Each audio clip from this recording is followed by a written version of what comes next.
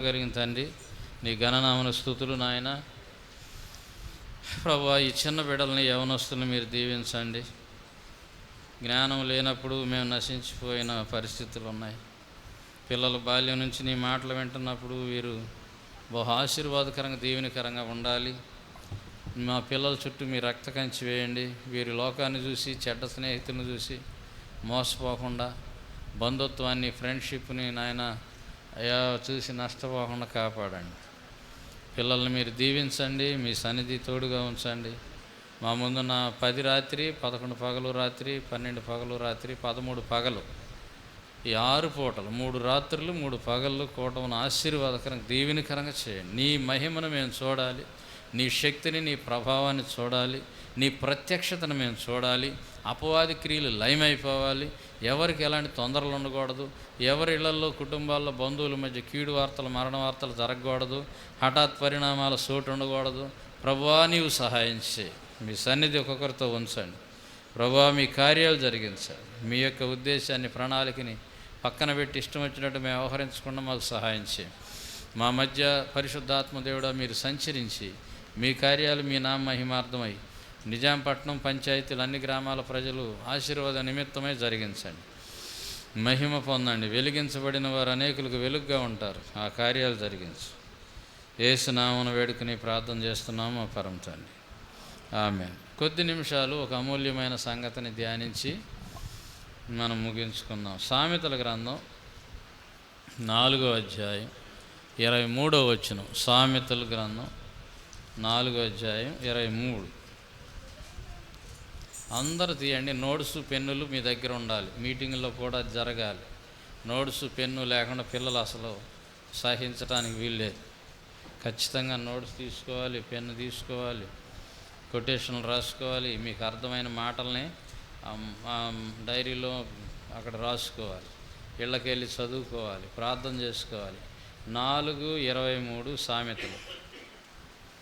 4:23 సామెతలు. నీ హృదయములో నుండి జీవధారలు బయలుదేరును, కాబట్టి అన్నింటికంటే ముఖ్యముగా నీ హృదయమును భద్రముగా కాపాడుకొనుము. చాలు. హృదయం అంటే గుండె. మామూలుగా మనం పుస్తకాల్లో వాటిలో, కానీ దేవుని దృష్టిలో హృదయం అంటే మనస్సు. మనసులో ఆలోచనలు, తలంపులు, నిర్ణయాలు ఇవన్నీ ఎక్కడ జరుగుతాయి? మనసులో జరుగుతాయి. ఇలా చదువుకోవాలని నిర్ణయించుకున్నావు. ఎక్కడ నిర్ణయం అయింది? గుండెలో రక్త ప్రసరణ జరిగింది. కానీ మనస్సులో నిర్ణయించుకుంటావు. ఈరోజు ఉపవాసం ఉండాలనుకున్నావు, మనసులో నిర్ణయించుకున్నావు. ఈ విధంగా నేను వర్క్ చేయాలని ఎక్కడ అనుకుంటున్నావు? మనస్సులో జరుగుతుంది ఇదంతా. మనస్సు ఇది పెద్ద కర్మాగారం. మంచిని ఉత్పత్తి చేయాలన్నా అక్కడే, చెడు ఉత్పత్తి కావాలన్నా అర్థమవుతుందా? అక్కడే. ఈ మాటని బైబిల్లో హృదయము అని చెప్పి రాశారు. ఈ హృదయములో నుంచి అంట జీవధారలు ప్రవహిస్తాయి అంట. ఏం దారలు అయ్యి? జీవమునిచ్చే దారలు. జీవధారలు అంటే ఏంటి? జీవమునిచ్చే దారలు. ఇప్పుడు ఈ వాటర్, మంచినీళ్ళ పంపు ఉంది, లేదా మంచినీళ్ళ బావి ఉంది. ఈ బజారులో తప్ప మంచినీళ్ళు నిజాంపట్నంలో అటు ఎక్కడ లేవు. ఇది మనకే ఉపయోగమా? అందరికీ ఉపయోగమా? ఆ ఊట ఎక్కడ ఉంటుందో? పంపు అయితే కొంతమందికి, ఊట అయితే అందరికీ. జీవధారలు ప్రవహిస్తాయి అంట. మన హృదయంలో జీవధారలు ప్రవహిస్తాయి. హృదయము ఏముంది అక్కడ? నీ హృదయంలో నుండి జీవధారలు బయలుదేరును, అన్నిటికంటే ముఖ్యంగా దాన్ని కాపాడుకో. నీకు జీవాన్ని ఇస్తుంది. నీ భార్యకి, నీ భర్తకి, నీ పిల్లలకి, నీ బంధువులకి, నీ ఇరుగు పొరుగు వాళ్ళకి, నీ సంఘానికి, నీ సమాజానికి జీవాన్ని ఇచ్చేటువంటి ధార ఎక్కడ బయలుదేరుతుందంట? హృదయంలో బయలుదేరుతాడు. నన్ను దేవుడు ఎంత ఉన్నతమైన మెట్టులో ఉంచాలనుకుంటున్నాడు ఒకసారి ఆలోచించండి. ఇవన్నీ పక్కన పెట్టండి, మర్చిపోండి. నీ కష్టాలు, నీ బాధలు, నీ శ్రమలు, నీ ఇరుకులు, నీ ఇబ్బందులు, రోగాలు, ఆర్థిక సమస్యలు పక్కన పెట్టండి. దేవుని ప్రణాళికను గురించి మనం మాట్లాడుతున్నాం. మనల్ని, ఆఫ్టర్ ఆల్ మట్టి పురుగువైన మనల్ని దేవుడు ఏమనుకుంటున్నాడంటే జీవ నీ హృదయం నుండి జీవధారలు బయలుదేరను. హృదయంలోంచి జీవధారలు, మనస్సులోంచి జీవధారలు. ఈ మనస్సులో ఉన్నది నిన్ను నడిపిస్తుంది. అదే బైబిల్ ఏమంటుంది, ఈ మనస్సు అనే ప్రతిసారి హృదయం నిండి ఉండు దాన్ని బట్టి నోరు మాట్లాడుతుంది. కానీ ఒకొచ్చిన కాడి నుంచి మనసు అంతా దేనితో నింపబడుతుందంటే, ఈ పసిబిడ్డలో అమాయకత్వం ఉంటుంది. ఒకొచ్చిన కాడి నుంచి అబద్ధాలు, చిన్న చిన్న దొంగతనాలు, పెరిగి పెద్ద అయిన కొద్దీ ఇలాంటివన్నీ మనిషి మనస్సుతో నింపుకుంటున్నాడు. ఈ మనసు పెద్ద కంప్యూటర్ కంటే చాలా పెద్దది. ఎప్పుడెప్పుడో జ్ఞాపకం ఉంటాయి. చూడండి, ఈ నోటితో మనుషుల హృదయాలు చూడండి ఎట్లాగంటే, కనుక ఇవన్నిటితో నింపుకున్నాం. ఏది మనకు అందుబాటులో ఉందో అది దానితో నింపబడింది మనసు. మనకి ఏది అందుబాటులో ఉందో దానితో నింపబడింది మనసు. ఇది సత్యం. అయితే దేనితో నింపబడిందో అలాగే మనం వ్యవహరిస్తాం, అలాగే మనం మాట్లాడతాం, అలాగే ఇతరుల వేట్ల మన ఎడల నిర్ణయాలు తీసుకుంటాం. ఏంటి? ఈ దేనితో మనసు నింపబడిందో, మన అనుభవాలు దేనితో నింపబడ్డాయో దాన్ని బట్టే మన నిర్ణయాలు, మన మాటలు, ఇతరుల గురించి కానీ మన గురించి కానీ, మన స్టేట్మెంట్స్. స్టేట్మెంట్ అంటే ఒక మాట చెప్పటం. ఈ మనసులో నిండి ఉండి దాన్ని బట్టి మొత్తం జరిగిపోతుంది. దేవుడు అంటున్నాడు, ఈ మనసును హృదయమును దీనిలోంచి ఏం ప్రవహిస్తాయంట? పలకండి.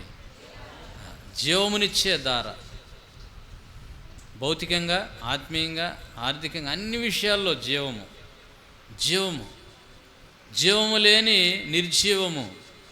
జీవము లేని పనులు కూడా ఉన్నాయి, జరుగుతూ ఉంటాయి పనులు, కానీ వాటిలో జీవం ఉండదు.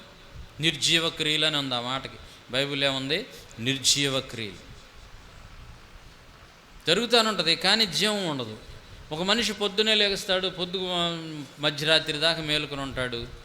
ఈ పనులు జీవము లేని పనులు అయితే ప్రయోజనమే లేదు. జీవము లేని మాటలు, నిర్జీవమైన మాటలు, నిర్జీవమైన నిర్ణయాలు, నిర్జీవమైన ఆలోచనలు, నిర్జీవమైన వాటి నమ్మటాలు. ఒక అతను శిలక పస్తి చూపించుకున్నాడంట.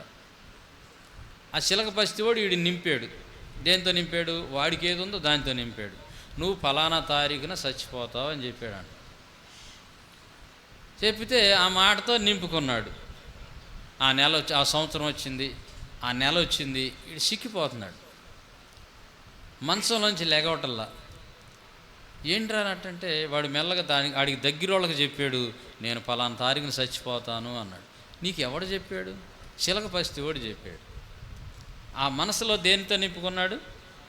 వాడెవడో చెప్పిందండి. నీ స్నేహితులు, నీ బంధువులు, నీ స్వరిసరాలు, లేకపోతే నీ హృదయం. మన హృదయంలో ఏముంది? జన్మ పాపం ఉన్నది. ఈ స్వభావము, మన అనుభవాలు దేన్ని నింపుతాయి? మనసును నింపుతాయి, లేకపోతే హృదయాన్ని నింపుతాయి. ఇదే రెస్పాండ్ అవుతాం మనం. వీటినే మనం బయటికి రిలీజ్ చేస్తాం మన పిల్లల పట్ల. నీ దరిద్రం వదలదు, ఇక నీ కర్మ ఇంతే అన్నాను అనుకో, నా హృదయంలో నీ గురించి ఏముంది? అదే ఉంది, ఇక అది మాట్లాడుతున్నాను. ఏమన్నా జీవం ఉందా నా మాటలో? నేను అలా మాట్లాడాను అనుకో, లేకపోతే నువ్వే నీ పిల్లల్ని అలా అన్నావు అనుకో, నీ భార్యని అలా అన్నావు అనుకో, నీ భర్తను అలా అన్నావు అనుకో, అంటే ఏంటి దీని అర్థం? నిర్జీవమైన మాటలు, నిర్జీవమైన పనులు. మీకు చక్కగా అర్థం అవడానికి మనకు ఒకసారి జరిగిన సంఘటన చెబుతా వినండి. అంతకుముందు రిట్రీట్ జరిగే కాలేజీ పేరేంటి? Saint George school. చాలా సంవత్సరాలు, అంటే ఎంత అని చెప్పాలి, 82 నాకు ఆయన సహవాసంతో టచ్. 1982 ఆ పరిసర ప్రాంతాల నుంచి చాలా కాలం జరిగింది. మనకి మన ఆంధ్ర నుంచే వాటర్ వెళ్ళాలి మద్రాసుకి, మంచినీళ్ళు కొరత. మున్సిపాలిటీ వాళ్ళు ట్యాంకుల ద్వారా మనకు వాటర్ సప్లై చేసేవాడు. ఒకానొక సంవత్సరంలో ఏమైందంటే భయంకరమైన ఎండలు, ఎక్కడ ఊటలు అక్కడ ఎండిపోయినాయి. మున్సిపాలిటీ వాళ్ళు స్పష్టంగా చెప్పారు, మేము మీకు వాటర్ దాదాపు 5,000 అట్లా ఉండేది అప్పుడు సంఖ్య, ఇవ్వలేమని చెప్పారు. సరే, అప్పుడు సహవాస నాయకులు జాస్వా డానియల్ గారు ఆ విషయమై ప్రార్థన చేస్తున్నారు. అందరూ ప్రార్థన చేస్తున్నారు. రిట్రీట్ మొదలవకముందే అనౌన్స్మెంట్ ఇచ్చారు క్రీస్తు విజయం పత్రికల్లో, వాటర్ కొరతగా ఉంది, ప్రార్థన చేయండి అని. ప్రార్థన జరుగుతుంది, వాటర్ లేదు. కానీ ఆ స్కూల్లో పెద్ద బావి ఉంది, పెద్ద బావి, చాలా కైవారం. కానీ ఆ బావి అంతా బిస్కెట్ ప్యాకెట్లు కవర్లు, చిత్తు కాగితాలు, ఆ స్కూల్లో ఊడిసిందంతా బావిలో పోస్తున్నారు. డస్ట్బిన్ లాగా వాడుకుంటున్నారు చాలా కాలం నుంచి. ఇప్పుడు భూమి మట్టానికి ఆ డస్ట్బిన్ నిండిపోయింది. డస్ట్బిన్ కాదు, అది బావి. దేవుని సేవకులు అన్నారు, మీరు ఈ బావిని క్లీన్ చేయండి అన్నారు. పైన బాగా నుండి లోపలికి వెళ్ళిన కొద్దీ కంపు కుళ్ళిపోతాయి కదా. ఈ కంపు అయినా ఏదైనా ఒకటి ఉంది దేవుని బిడ్డలకి, అది మా వల్ల కాదు, మేము చేయమంటే అది జోగారు అసలు ఒప్పుకునేవాడు కాదు. ఇది మాకు చేత కాదు, చేయటమే. అట్లా చేస్తా ఉండగా అడుగు పోయిన కొద్దీ భయంకరమైన దుర్వాసన. తీసారు, మొత్తం శుభ్రం చేశారు, వాటర్ లేదు. కానీ అడుగుని ఒక బండ అర కనపడుతుంది. అంటే ఇట్లా ఒక బండ, అంటే అడుగును మొత్తం కాంక్రీట్ లాగా లేకుండా బండ కనపడదు. అయ్యగారికి ఇన్ఫర్మేషన్ ఇచ్చారు. ఆయన ఏమన్నా అంటే, అది చూడండి, ట్రై చేయండి తవ్వటానికి, తీయటానికి. మన వాళ్ళు తీశారు. తీస్తే బ్రహ్మాండమైన నీటి ఓట ఉంది. ఆ బావిలో ఏముంది? అద్భుతమైన మంచి నీటి ఓట. అది ఇప్పటికీ ఉంది ఆ బావి. నేను వెళ్ళలేదులే. ఆ స్కూల్ వాళ్ళు దాన్ని వాడుకుంటున్నారు. మనం అనేక సంవత్సరాలు ఆ వాటర్ని వాడుకున్నాం. చూసినప్పుడు దేనితో నిండబడి ఉంది? అది డస్ట్బిన్ కంటే హీనంగా ఉంది. కానీ అడుగుని న్యాచురల్గా ఏముంది? సహజ సిద్ధంగా ఏముంది? నీటి ఓట ఉంది అడుగుని. అది తవ్వకపోతే మనకి ఆ రోజు ప్రయోజనంగా మనం మేలు పొందేవాళ్ళం కాదు. అంటే అక్కడ ఉన్నవాళ్ళు, ఆ స్కూల్ వాళ్ళకి మేలుకరం కాదు. ఎప్పుడైతే దాన్ని తవ్వారో దాని అడుగునేముంది? నీటి ఓట ఉంది. దేవుడు అంటాడు, ప్రతి మనిషి హృదయంలో నా జీవాన్ని ఉంచాను అంటాడు. యేసయ్య ఏమంటాడు? జీవపు ఓట ఉంది నీ హృదయంలో. అందరికీ ఈ విషయం అర్థమైందా? నేనంటాం కాదు, ప్రభు అంటాడు. ప్రతి మనిషి హృదయంలో జీవపు ఓట ఉంది. కానీ ఆదాము అవ్వల కాలంలో స్టార్ట్ అయింది పూడవటం. దేంతో పూడవటం? దేవుని మాట వినకుండా మన ఇష్టం వచ్చినట్టుగానో లేకపోతే ఎవరో చెప్పిన దాని ప్రకారం చేసేటువంటి పాపంతో మొదలై ఈ రోజున అనేక రకాల పాపములతో, పాపపు సంబంధమైన పనులతో హృదయం అనే ఈ బావి ఏముంది? ఆ బావి లోపల అడుగుని జీవపు ఓట ఉంది. దాన్ని నింపుతూ వచ్చాం. దేంతో నింపుతూ వచ్చాం? చెత్తతో, చెదారంతో నింపుతూ వచ్చాం. ఇక ఈ చెత్త చెదారం కలిగినటువంటి దానిలో నుంచి వచ్చే మాటలు ఎలా ఉంటాయి? ఆలోచనలు ఎలా ఉంటాయి? ఏమన్నా జీవము కలిగిన ఆలోచనల? అనుకూలంగా ఉంటేనేమో దూకుడు ఆలోచనలు, ప్రతికూలంగా ఉంటేనేమో నిరుత్సాహమైన ఆలోచనలు, యాంటీ థింకింగ్. ఏమనాలి దాన్ని? నీకును అనేకులకు వ్యతిరేకమైన ఆలోచనలు ఇవి వస్తూ ఉంటాయి. ఇంకా కాస్త విరిగితే స్వార్థపు ఆలోచనలు వస్తాయి. స్వార్థం అంటే ఏంటి? నా పిల్లోడిని దేవుడు దీవించాలి, నీ పిల్లోడిని దేవుడు శపించాలి. ఇదేంటి? ఆడు సన్నాసివాడు, ప్రభువా ఏది ప్రార్థన చేస్తా కూడా, ప్రభువా వాడు దుర్మార్గుడు కాబట్టి వాడికి ఏ విధంగానూ నువ్వు బ్లెస్సింగ్ ఇవ్వకూడదు, నా బిడ్డను దీవించు, నా కుటుంబాన్ని దీవించు. ఇదేంటి? ఒకే హృదయం నుంచి రెండు ఓటలు వస్తాయా అంటే బైబిల్ అంటుంది కాదు, అది కరెక్ట్ కాదు అంటుంది. నేను ఉంచింది జీవపు ఓట, నీలోంచి చేదు ఓట వస్తుంది, మంచి ఓట అనుకునేట వస్తుంది. కానీ అది రెండూ కరెక్ట్ కాదు. ఇవి రెండు నేనుంచిన ఓటలు కాదు, నువ్వు నింపుకున్న ఓటలు ఇవి, నీవు నింపుకున్న చెత్త. రెండు రకాల ఆలోచనలు ఏంటంట ఇవి? దేవుడు ఉంచినవి కాదంట, మనం నింపుకున్న చెత్త అంట. చూడండి, దేవుని వాక్యానుసారంగా మనం ముందుకెళితే మత్తయి సువార్త 12:34 గమనించండి. మత్తయి సువార్త 12:34 అందరూ నోట్ చేసుకోండి, అందరూ చదవండి, బైబిల్ ఉన్నవాళ్ళు చూడండి. మత్తయి సువార్త 12:34 అక్కడ అంటాడు ప్రభు, సర్ప సంతానమా, మీరు చెడ్డవారయ్యుండి ఎట్లాగా మంచి మాటలు పలుకుతారు? మీరు చెడ్డవారిలోంచి చెడ్డ మాటలే వస్తాయి. హృదయమందు నిండి ఉండు దానిని బట్టి. అర్థమైందా? ఈ దీన్ని అత్తరతో నింపితే అత్తర వాసన వచ్చిద్ది, మురిగిపోయిన చెత్త చెదారం ఉంటే వాసన వచ్చింది, మురుగు వాసన వస్తుంది. ప్రభు అంటున్నాడు, సర్పసంతానమా, మీరు చెడ్డవారయ్యండి మంచి ఎట్లా పలుకుతారు? మీరు మంచి మాటలు ఎట్లా పలుకుతారు? సరే, మంచి ప్రశాంతంగా ఉన్నప్పుడు మంచి మాటలు వస్తాయి, కానీ సాతాను నేను ప్రశాంతంగా ఉండేడుగా ఏదో ఒక కెలికి నీలో ఉన్న పాపాన్ని బయటకు తీసుకొచ్చి, ఉదాహరణ పాపం అంటే కోపం ఉంది, కోపం తీసుకొచ్చి ఇక భార్య మీద ఈసురుడు, భర్త మీద ఈసురుడు, పిల్లల మీద, అప్పుడేం మాటలు వస్తాయి? అప్పుడు ఎలాంటివి వస్తాయి అంటే నిన్నటిదాకా లేవా, ఇయ్యాలి ఎందుకు వచ్చిన లోపల అది ఉంది, దాన్ని క్లీన్ చేసుకోకపోతే ఏదో ఒక రోజున దాని కంపే వస్తుంది. కానీ దేవుడు అంటున్నాడు, నీ హృదయంలో జీవధారలు అంటున్నాడు. నీ హృదయాలు ఏమున్నాయంట? ఆ బలహీనమైన భయంతో కూడిన తలంపులు, ఇవన్నీ ఏమంటున్నారు అక్కడ? చదువు 12 అది 30. ఎలాగ మంచి మాటలు పలకగలరు? హృదయమందు నిండి ఉండు దానిని బట్టి నోరు మాట్లాడుతుంది. సజ్జనుడు అయితే ఈ సజ్జనుడు తన మంచి ధననిధిలోంచి సద్విషయాలను బయటకు తెస్తాడు. మంచివాడు మంచి సంగతులను బయటకు తెస్తాడు. ఇప్పుడు ఒకళ్ళ కొడుకున్నాడు, వాడు తిరుగుబాటు చేశాడు, కొడతన్నాడు తండ్రిని. వాడి గురించి తండ్రి ఏం మాటలు మాట్లాడతాడు?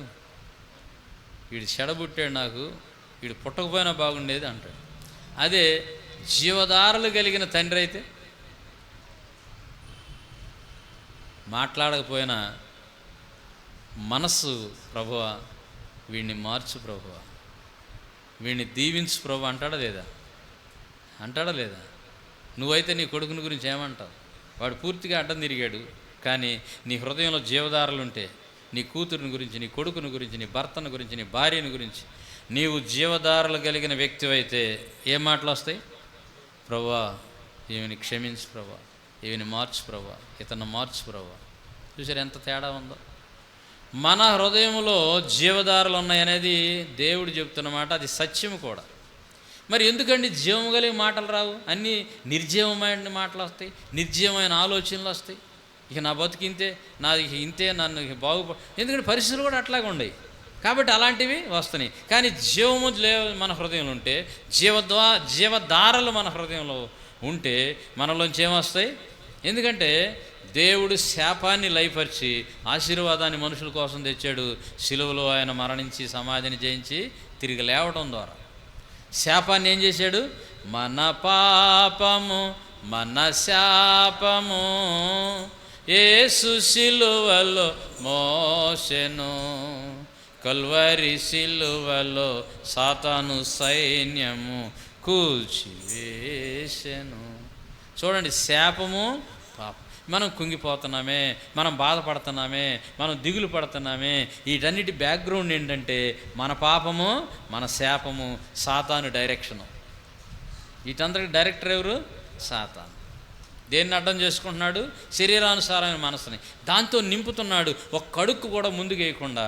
ఏది ఆ శిలకపస్తి వాడు సస్తాడన్న మాటను పెట్టుకున్నాడే, ఇక అట్లా అట్లా అట్లా దేవుని బిడ్డ వెళ్ళాడు ఆ మంచంలో పండుకున్నవాడి దగ్గర. ఒక జీవపు ఊట కలిగిన బిడ్డ వెళ్ళాడు. అంటే రక్షణ పొంది బాప్తీస అనుభవంలో ఉంటూ స్థిరమైన భక్తి కొనసాగు కుర్రోడు అతని దగ్గరికి వెళ్ళాడు. అందరు చెప్పుకుంటున్నారు చచ్చిపోతాడంట, ఫలానా రోజు చచ్చిపోతాడంట. ఏంటి చచ్చిపోవటం ఏంటని ఈ కుర్రోడు వెళ్తే మాట్లాడుతుంటే అది అబద్ధము, అది ప్రభువు చెప్పిన మాట కాదు, సాతాను నీ హృదయంలో ఉంచిన చెత్త అని. ఆ రోజు నుంచి ఆ కుర్రోడు ఈ మంచాన పడ్డవాడితో స్నేహం చేయటం ఆ రోజు రానే వచ్చింది. ఇతను ఏం చెబుతున్నాడు? జీవపు మాటలు రిలీజ్ చేస్తున్నాడు. హృదయంలోంచి ఏం రిలీజ్ చేస్తున్నాడు? అదే జీవం లేనాడు. అట్లాగా సరేలే కానీ చేసేది సిద్ధపడు అంటాడు. ఏమంటాడు? సిద్ధపడు అంటాడు. కానీ యేసయ్య బిడ్డ వెళ్ళాడు కదా, ఏమంటున్నాడు? జరగదు, నువ్వు బ్రతుకుతావు, దేవుడు నిన్ను బ్రతికిస్తాడు, నువ్వు ఇదిగో అని చెబుతా ఉంటే ఆ రోజు వచ్చింది, ఆ రోజు గడిచిపోయింది. ఇతనికి ధైర్యం దాంట్లో ఇతను గుట్టుకు మంటా ఉంటున్నాడు, కానీ అది జరగలేదు. ఎందుకంటే జీవపు ఓటలు నీలో నాలో ఉన్నప్పుడే మన పిల్లలకి, మన కుటుంబాలకి మనం ఏమిస్తాము? మనకి మనం జీవాన్ని ఇచ్చుకుంటాం. ఫస్ట్ ఆఫ్ ఆల్ మన చుట్టూ ఉన్న పరిస్థితులు శాపగ్రస్తమైన వాటిని ఏం చేస్తాము? ఇరాడికేట్ చేస్తాం. ఇరాడికేట్ అంటే రిమూవ్ చేయడం, అసలు ఏమీ ఆనవాళ్ళు లేకుండా పోద్ది అంతే. ప్రభువు ఇంత శక్తిమంతుడిగా నిన్ను చేయాలని నన్ను ఎన్నుకున్నాడు. ఊరికే ఆదివారం వచ్చి వెళ్ళిపోయేటందుకు కాదు ఎన్నుకుంది. మనలో జీవధారలను పెట్టాడు. వాటితో మనం ఏం చేసాం? వాటిని మనకున్న పరిస్థితులు బట్టి నింపాము. దేంతో నింపాము? చెత్తతో, జీవానికి విరోధమైన వాటితో నింపాము. దీనికి సపోర్ట్ ఎక్కడి నుంచి వచ్చింది? అపవాది తంత్రాల నుంచి వచ్చింది. ఈ బావి నిండిపోయింది చెత్తా చెదారంతో. కొంతమంది బావులు 10 సంవత్సరాల నుంచి నింపుతున్నారు, కొంతమంది 20 సంవత్సరాల నుంచి నింపుతున్నారు, కొంతమంది 50, కొంతమంది నీ వయసు ఎంతో రక్షణ పొందకుండా నీవు కొనసాగుతున్న సంవత్సరాలన్నీ జీవపు ఓటలు కలిగిన ఈ బావిని దేంతో నింపుతున్నారు తెలుసా? ఈ చెత్త చెదారంతో నింపుతున్నారు. కాబట్టి ఇప్పుడు మనం చేయాల్సిన పని ఏంటంటే, చూడండి దేవుని వాక్యంలోకి మనం వెళితే యాకోబు పత్రిక 3:10, యాకోబు 3:10.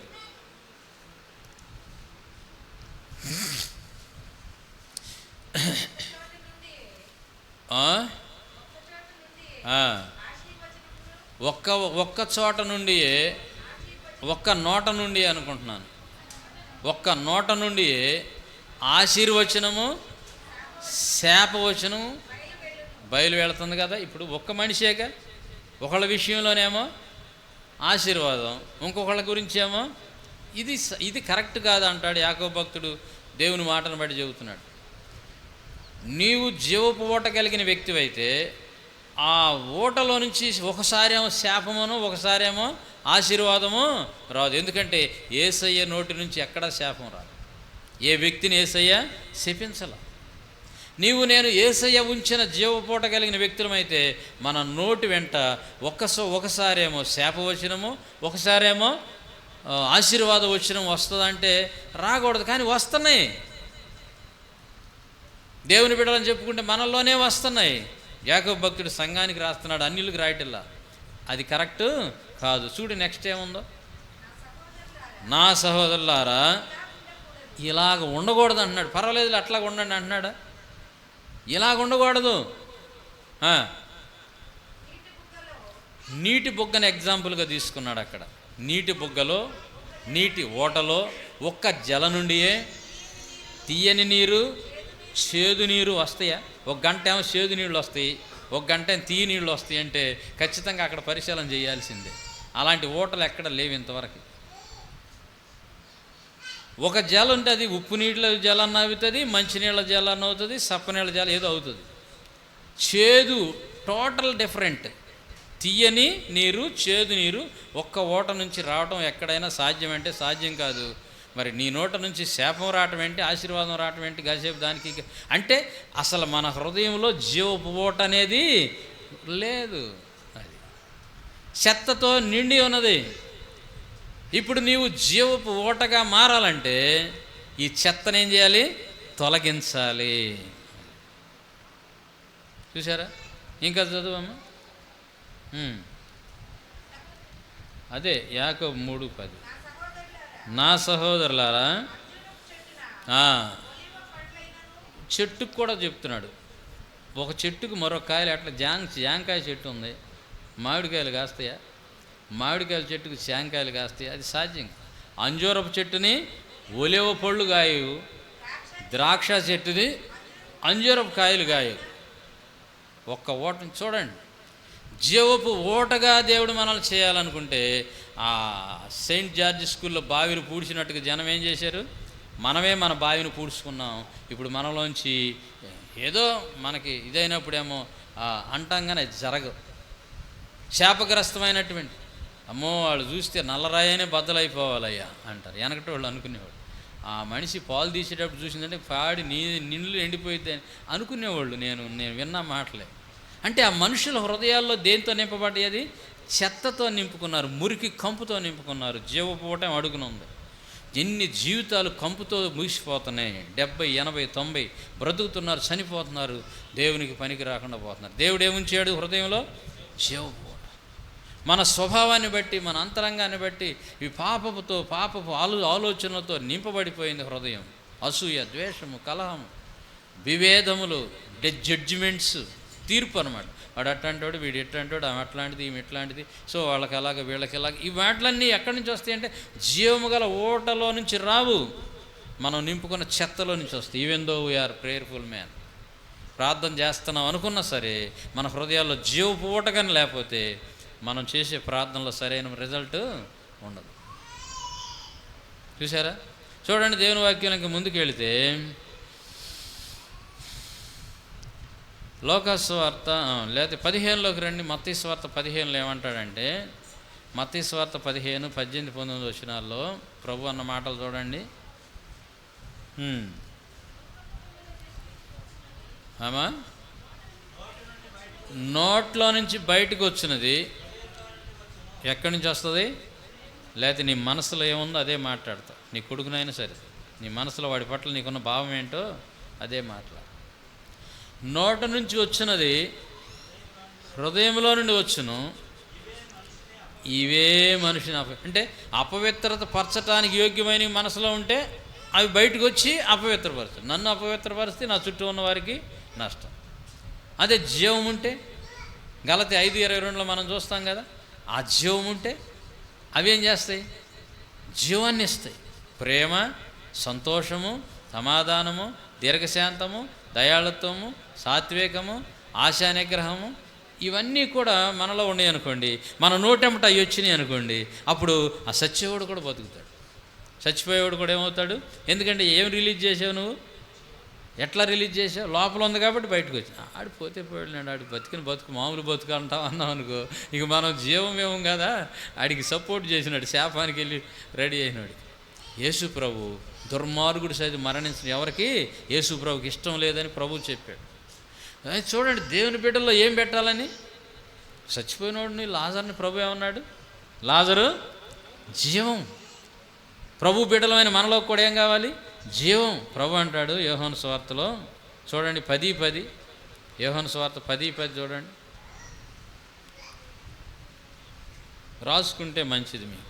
యోహాను సువార్త 10:10 వచ్చును రాడు. చూడండి, దొంగేమో ఏదో ఆడి ప్లాన్లో ఆడొస్తాడు, కానీ యేసయ్య ఎందుకు వచ్చాడంట? గొర్రెలకు జీవము కలుగుటకును, అది కూడా సమృద్ధిగా కలగటానికి. ఏదో అరకొర జీవం కాదండి యేసయ్య నీకు ఇచ్చేది, సమృద్ధిగా కలుగుటకును యేసయ్య వచ్చాడని చెప్తున్నాడు యోహాను సువార్త 28వ వచనంకురా 10:28. ఏ జీవం అది? ఎవర్ లాస్టింగ్ లైఫ్, నిత్య జీవము, ఎప్పుడు ఉండే జీవం. అది ఎన్నటికీ నశించవు. నేను వాటికి నిత్య జీవం ఇస్తున్నాను. యేసు ప్రభు పట్ల, మన పట్ల యేసు ప్రభువుకు ఉన్నటువంటి బలమైనటువంటి ఫైనల్ టార్గెట్ అదేనండి, నిత్య జీవము. జీవము, నిత్య జీవం ఆల్రెడీ ఉంచాడు. కానీ మన జన్మ కర్మ పాపముల ప్రభావం, మన చుట్టూ ఉన్న పరిస్థితులను బట్టి దాన్ని ఏం చేసాం? వాటితో నింపేసాం. జీవం మరుగుడు పడిపోయింది. అందుకే యేసయ్య ఈ లోకానికి మానవ రూపంగా వచ్చాడు. ఈ సంగతులు మనుషులమైన మనం విముడ్చుకోలేం, కానీ ఇది సత్యము. విముడ్చుకున్న వాళ్ళు దానియేలు గారిలాగా అనేకులకు జీవాన్ని ఇచ్చేవాళ్ళుగా మారిపోతారు. ఈ మధ్యాహ్నం దేవుని ఉద్దేశం ఏంటంటే, చదువుతో సంబంధం లేదు ఆయనకి, డబ్బుతో సంబంధం లేదు, అందసందాలతో సంబంధం లేదు, హోదాలతో, సోషల్ స్టేటస్తో సంబంధం. ఎవరైతే వారి మురికి, నా బావి మురికి గుంట అని ఎవరైతే తలంచి ఆ మురుగుని కడిగేసుకోవడానికి రెడీ అవుతారో, ఎప్పటి వరకు నువ్వు ఎదుర్కొంటున్నటువంటి శాపగ్రస్తమైందంత ఏమైపోద్ది? పూర్తిగా పోయి జీవ ఊట బయటకు వచ్చి వీటన్నిటిని ఓవర్టేక్ చేసిద్దండి. యేసు ప్రభు రక్తంలో ఉన్న శక్తి. చూడండి, మనం దేవుని వాక్యం ఇంకా ముందుకు వెళ్తూ ఉంటే లోకాసువార్త 6:45 గమనించండి.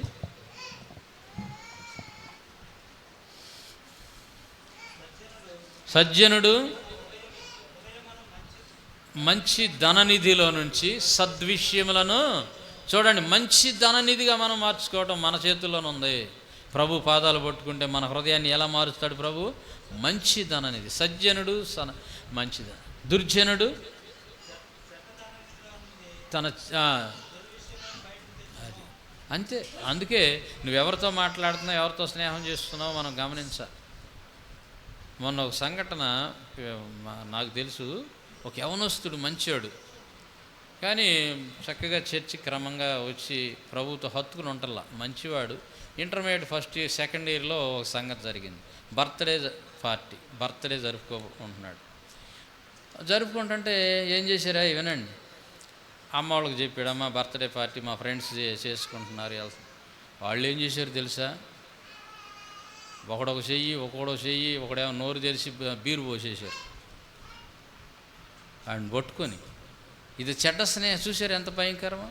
వీడికి ఇష్టం లేదు కానీ వీడు నింపబడ్డాడు. యవనస్తురాలారా, మా ఫ్రెండు ఫ్రెండ్షిప్ ఉండొద్దే ఏంటి అంటూ ఉంటారు. ఏంటి నీ ఫ్రెండ్? నీలో జీవం ఉంటే నీ చుట్టూ జీవం వ్యాపించాలి.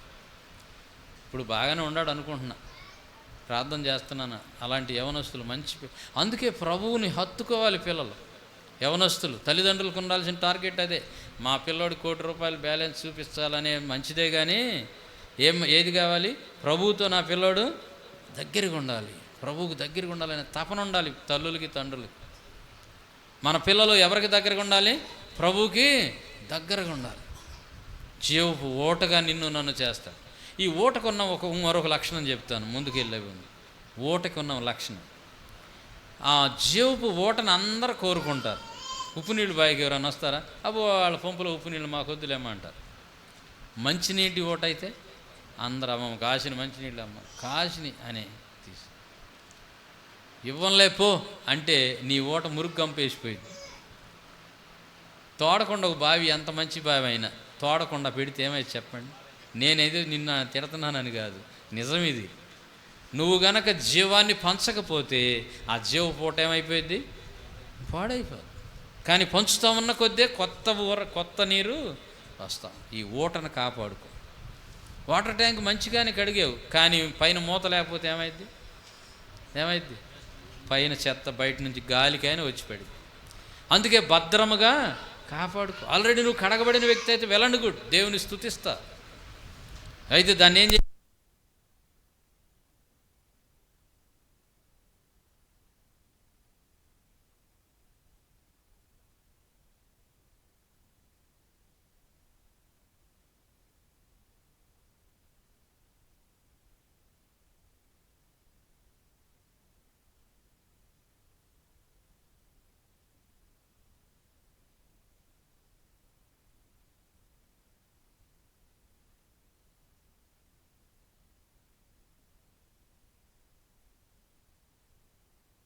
ఒక ఓటం అయిపోతావు. నీ దగ్గరికి నీ బంధువులు, నీ స్నేహితులు, నీ పిల్లలు, నీ భార్య, నీ భర్త, ఇక నీకు కొరతే ఉండదు. కాటుమాల బొల్లెద్దు జాను గారని ఒక భక్తుడు ఉండేవాడు పెనుమూళ్ళలో. ఆయన గురించి విన్న సాక్ష్యం ఏంటంటే, ఆయన ఆ ఏరియాలో బతికినంతకాలం మరణం గురించి భయపడలేదంట జనం, దయ్యాల గురించి భయపడలేదంట, తేలులు పాములు మొదలైన వాటి గురించి భయపడలేదంట. ఎందుకంటే ఆయనలో ఏముంది? యేసయ్య ఏడుంది? 16 ముంతల కళ్ళు తాగేవాడు, పావుచేరు పొగాకు తాగేవాడు. ఆ పూడికిని తీసేసుకున్నాడు. ఊరికి నేరాల ఓట. ఆ పూడికంతా కపటం లేకుండా తీసేసుకున్నాడు. కపటం లేకుండా, మొహమాటం లేకుండా, సిగ్గు లేకుండా. నాకు జీవపోట కావాలి, నాకెందుకు ఈ మొహమాటాలు, ఎవరేమనుకుంటే నాకెందుకు అనుకున్నాడు. పబ్లిక్గా తన హృదయాన్ని చక్కగా కడుక్కున్నాడు. జీవపోటగా మారిపోయాడు. చరిత్రలో చిరస్థాయిగా నిలిచిపోయాడు. దానిలే గారి జీవితంలో కూడా అదే జరిగింది. ఇప్పుడు దేవుడు అంటున్నాడు, వాళ్ళ గురించి చెప్పు, వాళ్ళ గురించి స్తుతించు, మంచిదే. నా ఉద్దేశం వాళ్ళ టైం అయిపోయింది, వాళ్ళు వెళ్ళిపోయారు. ఇప్పుడు నీ టైం వచ్చింది, ఇప్పుడు మన టైం వచ్చింది. మీరు జీవపోటగా మారండి. లేకపోతే మీకు జీవం లేదు, మీ బంధువులకి, మీ కుటుంబాలకి ఎవరికి జీవం దొరకదు. మనం ఎలా మారాలంటే ఇప్పుడు జీవపు ఓటగా మారాలి. ఇంకా కొన్ని వాక్య భాగాలు ఉన్నాయి, తర్వాత చూసుకుందాం. ప్రస్తుతానికి మనం ఏం చేయాలి? ఈ 3 రోజులు, మన ముందున్న 3 రోజులు మన హృదయంలో ఏమైనా జీవపు ఓటను పూడ్చినవి ఏమైనా ఉన్నాయో చూసి వాటిని ఏం చేయాలి? చక్కగా ఏరి, ప్రభువా నీ రక్తంతో నన్ను కడుగు, నీ జీవం నాలోకి రావాలి, నీ జీవపు ఓట ఉప్పొంగాలి. స్ప్రింగ్ లాగా. స్ప్రింగ్ అంటే ఊరికే కొద్దిగా వచ్చి ఆగదు, అది భయ్యని ఎదజల్లింది. అప్పుడు నీకు, నాకు, మనందరికీ ఆశీర్వాదం. మన పిల్లల కొరకు ఎంతో ప్రయాసపడతాం, కానీ ఆ జీవపు మాటలు, జీవపు ఓట ఉదయాన్నే లేచినప్పుడు నీవు అలాగా నీ మనస్ఫూర్తిగా వారి కొరకు ప్రార్థన చేస్తే ఈ ఓటను కాపాడుకునడం ఎట్లాగా? వాక్యం చదువుకుంటూ, హృదయాన్ని పవిత్రంగా కాపాడుకుంటూ, ప్రభు పాదాలు పట్టుకుంటే దేవుడు ఏం చేస్తాడు? నిన్ను తలగా చేస్తాడు కానీ తోగ్గా చేయడు. నువ్వన్నీ ఏది నీవు నష్టం, శాపం, కష్టం అనుకుంటున్నావు వాటి అన్నిటి మీద నిన్ను జయమిచ్చి నిన్ను తలగా ఉంచి పైవారిగా ఉంచి దేవుడు ఏం చేస్తాడు మనల్ని? ఇప్పుడు ఏం చేయాలి? మన ముందున్న పని ఏంటి?